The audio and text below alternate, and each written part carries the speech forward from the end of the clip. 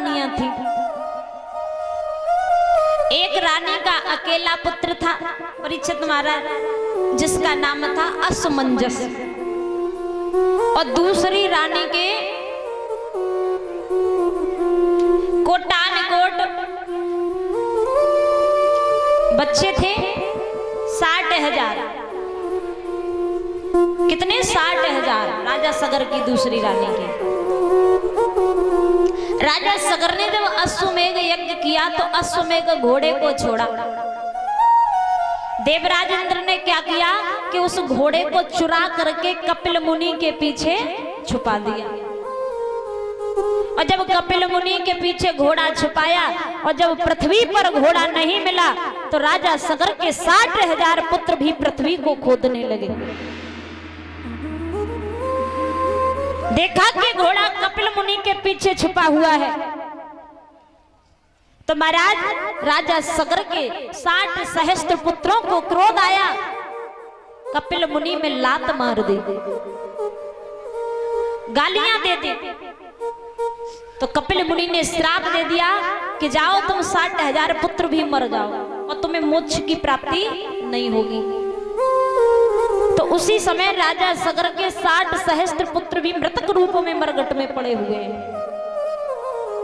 अब बचा अकेला एक पुत्र जो दूसरी रानी का था, जिसका नाम था असमंजस। राजा सगर ने अपने 60 सहस्त्र पुत्रों के वियोग में रो रो करके अपने प्राणों को त्याग दिया। अब असमंजस भी विचार करने लगे कि मैं आराम से राज्य कर रहा हूं और मेरे 60,000 भाई मृतक रूप में पड़े हुए। तो अपने कुल गुरु वशिष्ठ जी के चरणों में आकर के राजा रोने लगा। हमारे सूर्य वंश के कुल गुरु हैं वशिष्ठ जी महाराज, परीक्षित महाराज जी। कौन? वशिष्ठ जी। तो वशिष्ठ जी कहने लगे राजन, जिस समय भगवान विष्णु, सभी लोग ध्यान से सुनना, जिस समय भगवान विष्णु बामन अंगुल के बन के, यानी छोटे से भगवान बन गए। कल हमने कथा सुनाई थी बामन भगवान की। जब सुरलोक नाप रहे थे तो उनका पैर का अंगूठा पर्वत से टकराया, तो उनके पैर के अंगूठे से गंगा मैया प्रकट हुई। कहते हैं, आरती गाते हैं तो उनकी चरणों से निकली गंगा प्यारी, निर्मल जल से दुनिया तारी। तो ब्रह्मा जी ने गंगा मैया को कमंडल में स्थान दे दिया था।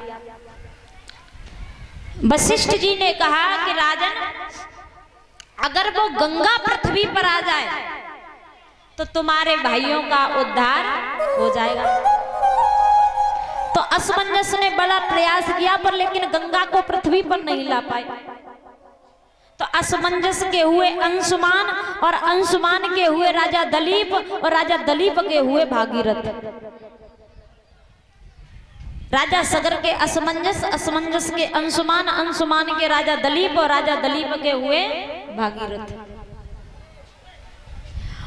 और जब भागीरथ को पता पड़ा कि मेरे पूर्वजों का उद्धार तभी हो सकता है जब हम गंगा मैया को पृथ्वी पर लेकर के आएंगे, तो भागीरथ ने गंगा जी के लिए भगवान विष्णु का ध्यान लगाया। और जब भगवान विष्णु का ध्यान लगाया तो भगवान विष्णु भागीरथ को लेकर के ब्रह्मलोक में पहुंचे। ब्रह्मा जी से कहकर के गंगा को बुलवाया। ब्रह्मा जी ने कहा कि हे गंगा बेटी, जाओ भागीरथ के साथ जाकर के पृथ्वी पर पापियों का उद्धार करो। गंगा मैया ने बड़ा सुंदर सा सवाल कर दिया ब्रह्मा जी से कि हे ब्रह्मा जी, आप एक बात बताइए कि जब मैं सारे संसार के पापों को धोऊंगी तो मैं भी दूषित हो जाऊंगी। जब पानी में वस्त्र धोते हैं परीक्षित महाराज, तो पानी दूषित होता है। पानी में स्नान करते हैं या कपड़े धोते हैं तो पानी कैसा हो जाता है? दूषित हो जाता है। और गंगा मैया में तो हम स्नान करते, पापों को धोते, तो गंगा भी दूषित हो जाती है।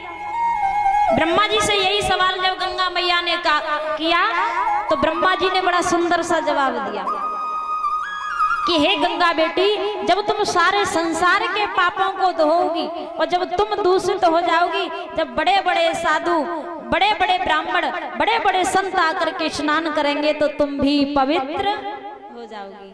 बोली संत समाज की। तो आइए सभी लोग मीठी मीठी तालियों के साथ बोलेंगे।